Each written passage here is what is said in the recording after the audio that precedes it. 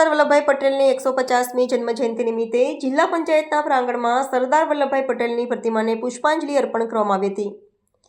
આજે સરદાર વલ્લભભાઈ પટેલની 150મી જન્મજયંતિ નિમિત્તે ભારતભરમાં ઉજવણી કરવામાં આવી રહી છે, ત્યારે એકતાનગર ખાતે પ્રધાનમંત્રી નરેન્દ્ર મોદીએ સરદાર વલ્લભભાઈની સૌથી મોટી પ્રતિમાને પુષ્પાંજલિ અર્પણ કરવામાં આવી હતી। સાથે વડોદરા શહેરમાં પણ અનેક કાર્યક્રમો કરવામાં આવ્યા હતા અને જિલ્લા પંચાયતના પ્રાંગણમાં સરદાર વલ્લભભાઈ પટેલની પ્રતિમાને પુષ્પાંજલિ અર્પણ કરવામાં આવી હતી। સાથે સરદાર વલ્લભભાઈ પટેલે કરેલા કાર્યોને યાદ કરી તેઓને નમન કરી પુષ્પાંજલિ અર્પણ કરવામાં આવી હતી। સરદાર વલ્લભભાઈ પટેલની 150મી જન્મજયંતિ નિમિત્તે આજરોજ વડોદરા જિલ્લા પંચાયતના પાતનગરમાં ઉપસ્થિત રહી તેમને પુષ્પાંજલિ અર્પણ કરી। જિલ્લા પંચાયત જે ભવન છે એ સરદાર વલ્લભભાઈ પટેલના નામથી ઓળખાય છે અને જ્યારે ગુજરાતમાં કોંગ્રેસની સરકાર હતી ત્યારે આ જિલ્લા પંચાયત નવીન બનાવવામાં આવેલ હતી। તે વખતે સ્વર્ગસ્થ પ્રમુખ શ્રી જગદીશભાઈ પટેલે આ જિલ્લા પંચાયતનું નામ સરદાર વલ્લભભાઈ પટેલ નામ આપેલું છે।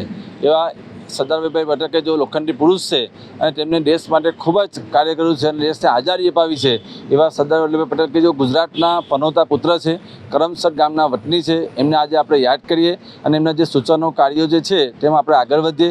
તદુપરાંત